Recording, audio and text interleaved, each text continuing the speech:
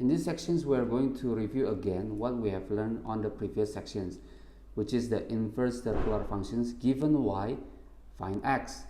So like A, estimate graphically the x value for y equal with -2. So as you can see over here, y equal with -2, when we estimate graphically, it will intersect with the sinusoidal axis over here at probably over here. So estimate graphically means that you just use your bare eyes to see what is the x, right? So from here, probably this, my best estimate will be -1.1. okay, and then it will happen again over here, which is at probably 2.5. This is my best estimation, and then over here we'll get 4.8. Now this is graphically, so it might have an error of probably 4.7 or 4.9, I don't know. And how to check with that is by estimate algebraically. So we are going to focus more on estimate algebraically. Now when we want to estimate algebraically, we must know what is the particular functions for this sinusoid functions. Okay, so the particular functions, I'll put it as y equal with c plus a cos of b x minus with d. We have know how to find c. In this case, we have the upper bound is 2, the lower bound is -4. So in that way, the middle coordinate will be -1. So that is the sinusoidal axis. And the a, which is the amplitude, will be from -1 to 3 or -1 to -4. So that will be equal to 3, the amplitude. Cos of b. How to get b? So b is equal to, in this case, since we are using x, so it must be 2 pi over the period. So what is the period? We have the information over here. This is 0.7, the high point, and then it goes back to the high point, 6.7. So we can tell that the period will be 6.7 subtract with 0.7. So this will be 6, and then the b will be pi over 3. So I'm going to write it over here, pi over 3. And then since we are using a parental function of cosine, I can use 0.7 or 6.7, but based on our agreement, we choose the closest to the y-axis, which is 0.7. Okay, so we get our particular functions here. -1 plus 3 cos pi over 3 x minus 0.7. So given that the y is equal to -2, so I'll put it over here, -2, and then we are told to find the x. How to find that? Okay, first of all, we must know the algebra operations. When we want to find the x, it means that we exclude this one, just like a 3 times a variable. So in that way, that will be add 1 on both sides. Yeah, so if I add 1, then this -1 will be eliminated. -2 added with 1 will be -1, and then divided by 3. Okay, added with 1 on both sides, divided by 3 on both sides. And then I'll have -1 equal with -1 over 3 equal with cos pi over 3 x minus 0.7. Now this is the time that we are using our arc cos knowledge. We are not going to use cos inverse. Why? Because if we use cos inverse, we are going to only get one value.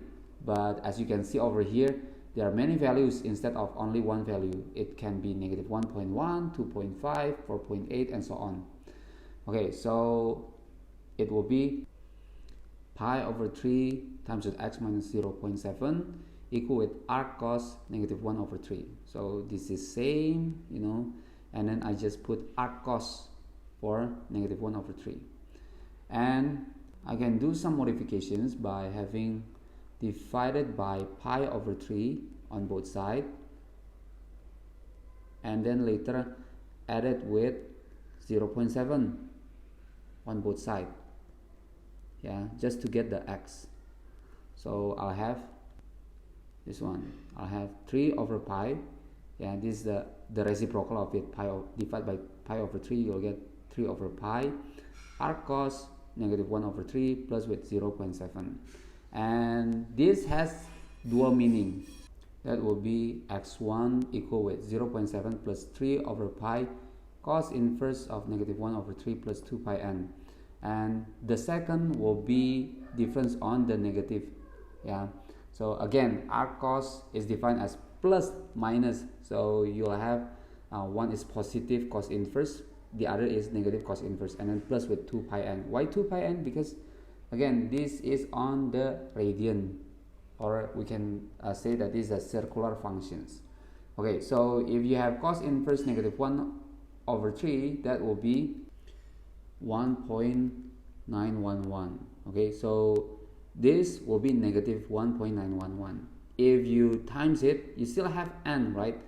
So most students ask, what is n? N is the number of cycle, and it's supposed to be integer. So integer means that you can have 0, you can have 1, 2, or negative 1 and negative 2.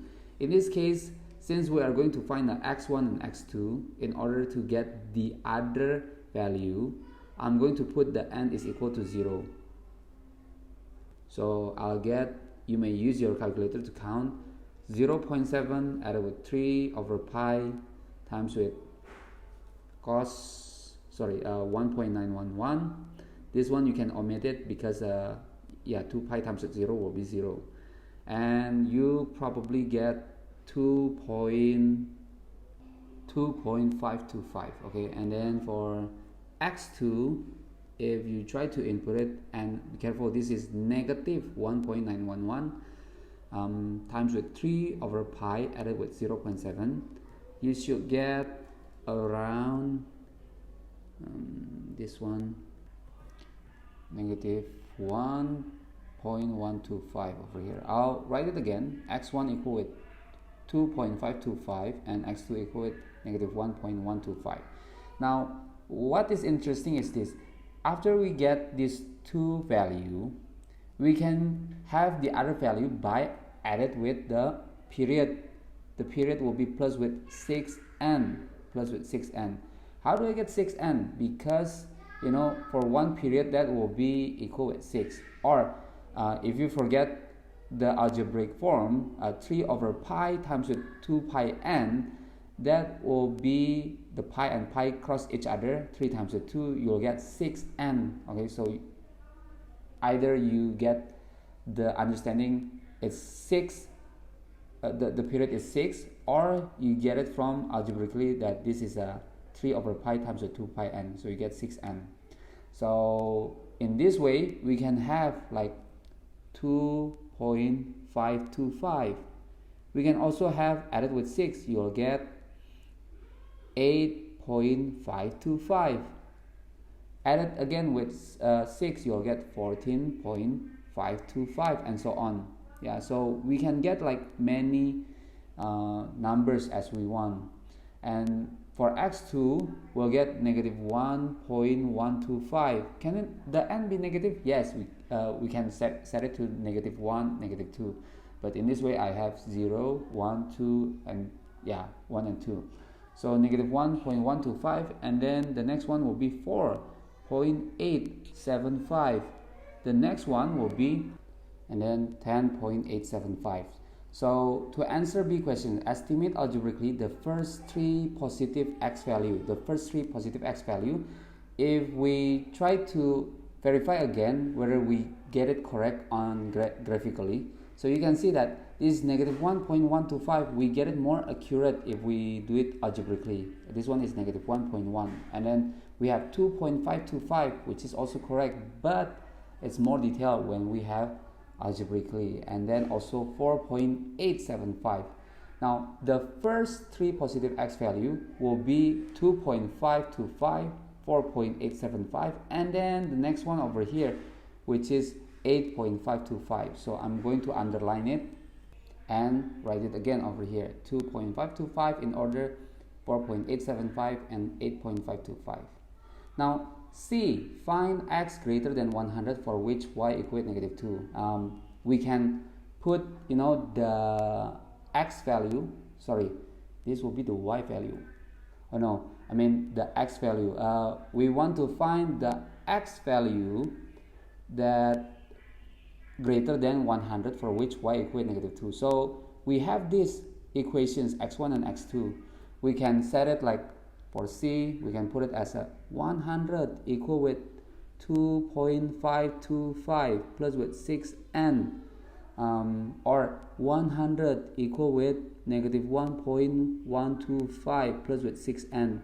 Now if you do the algebra operations for this, you'll get the n is around the n for this one 16.2 something, but again n supposed to be integer. This is just for approximating where you get 16 or 17, and then you put it back to the equations and find which one is the best. Okay, so whether you get the n is equal to 16 or 17. So I'm going to present it, and this is what we're going to get when the n equal with 16. So the first row is for these equations 2.525 plus with 6 times with 16, and then this is what I'm going to get 98.525, and for n equal with 17, so I just change n with 17 for these equations. I'll get 104. Same with the second equations, I have -1.125 plus with 6 times with 16, I get 94 point something 8,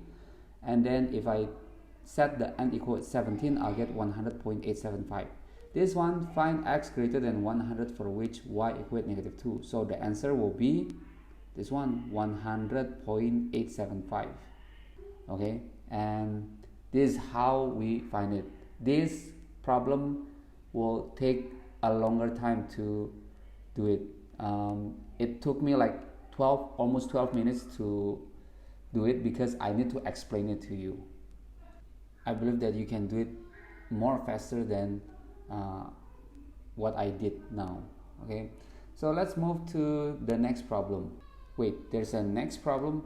Yes, which is the word problems. This one. Okay, so sinusoidal functions as the mathematical models. Sunspot problem. For several hundred years, astronomers have kept track of the number of solar flares or sunspots that occur on the surface of the sun. The number of sunspots in a given year varies periodically, from a minimum of about 10 per year to a maximum of about 110 per year. So we can set it like this. This is the sunspot. You have 110 as the maximum and then 10 as the minimum. And then between 1750 to 1948 over here, there were exactly 18 complete cycles. So assume that the number of sunspots per year is the sinusoidal functions of time, and that a maximum occurred in 1948. So I have it from here, 1948, and probably it going up and down up until 18 cycles, and then I'll have it over here, yeah.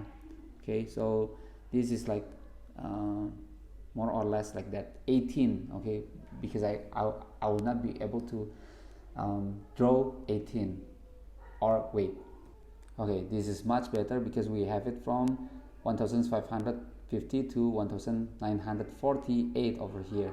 I did this using Desmos, and I have to find the particular equation first to plot it. So it's like the reverse way to plot it and then put it back again here. So like these questions, find the particular equations, which I already did, expressing the number of sunspots per year as a functions of the year. So one interesting thing about the circular functions is that you can change the independent variable into any unit, include year, right? So that's better.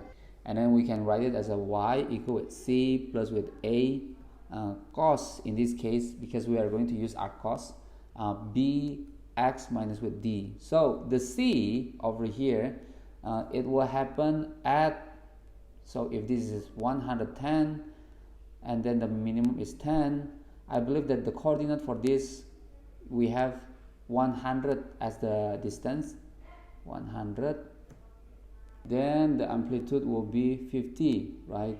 So if the amplitude is 50, then we'll get 60 for the coordinate. Yeah, 60 as the coordinate. So we can get C is 60 plus with 50 cos of B. What is B? So from 1550 up to 1948, not 1950, that will be, wait, 198. Yeah, so it's over here.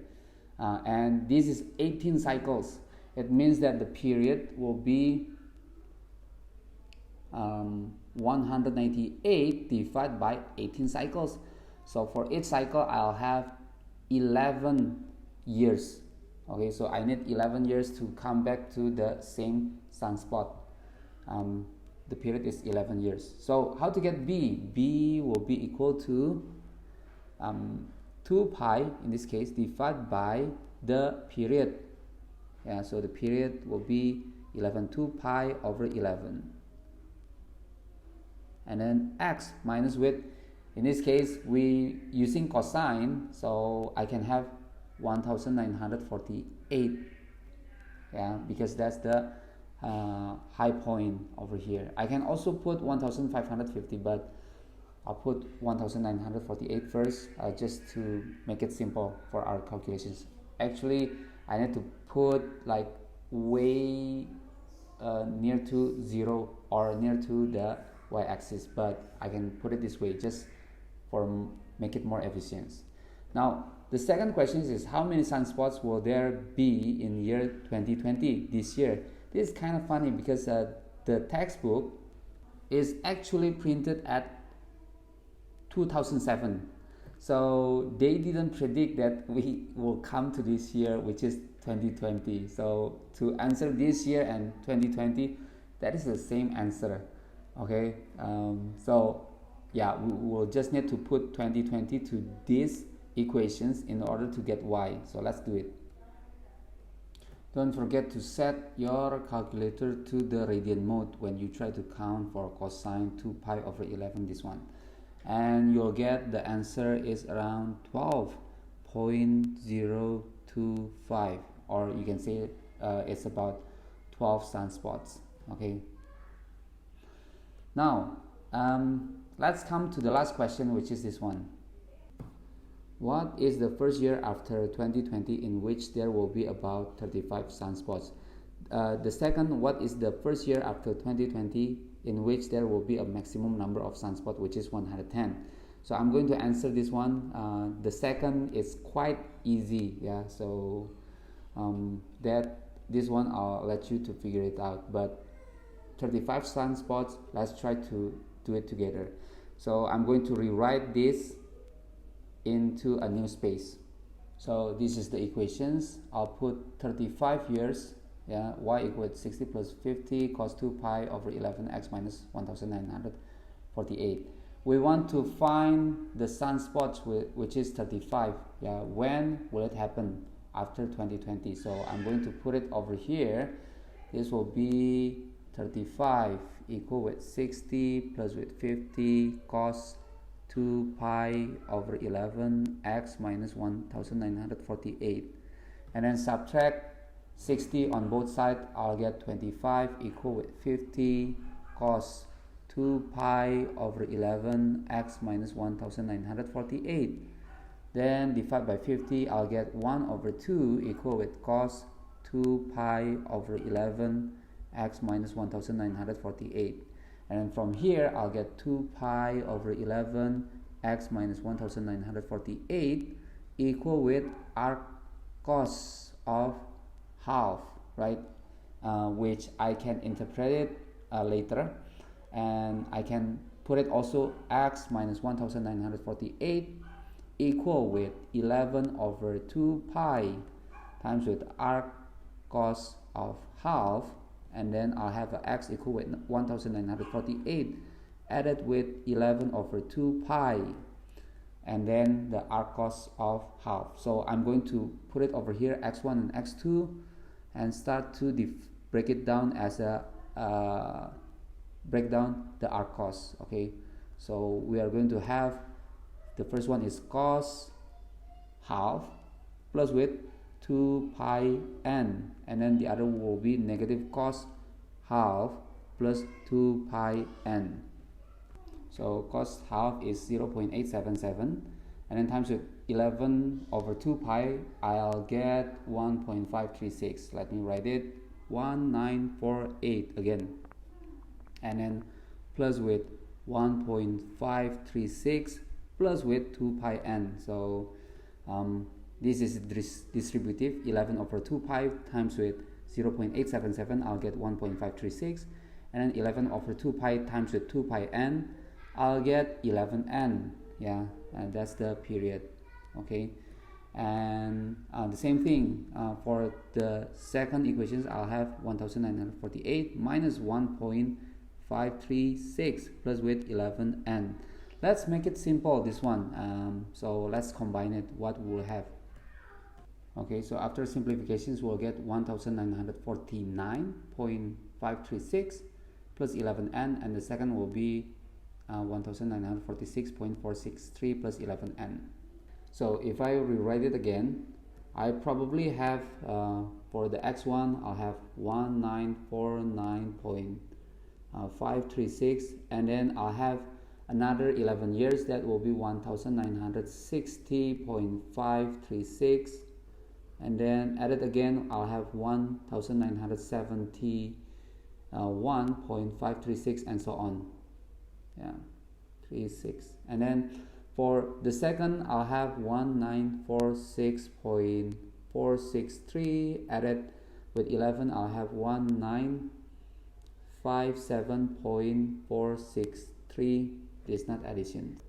Yeah, and 1968.463. So this to give you a sense, and we want to find, again, the question is, when is the first year after 2020 in which there will be about 35 sunspots. So this is the formula, and what we need to do is to change the n, right? What is the best n? We can find the n by substituting 2020 over here to one of the equations, just to get the n, just to get a picture of n, and then we'll get 70.464 equal with 11n, and then we'll get the n is probably around 6 point something. Okay, 6.6 or something, 6.4. So let's put, since the n cannot be decimal, it could be 6 or 7, and let's put it into our calculations for one of these functions. So when the n is equal with 6 and the n equal with 7, this is for x1, this is for x2. So this is what we have. X1 is for n equal with 6. If I put it to these equations, I'll get 2015, and then when n equal with 7, I'll get 2026. So the closest to 2020 will be 2023. Yeah, so this will be the number, yeah, or you can say approximately to 2023, and that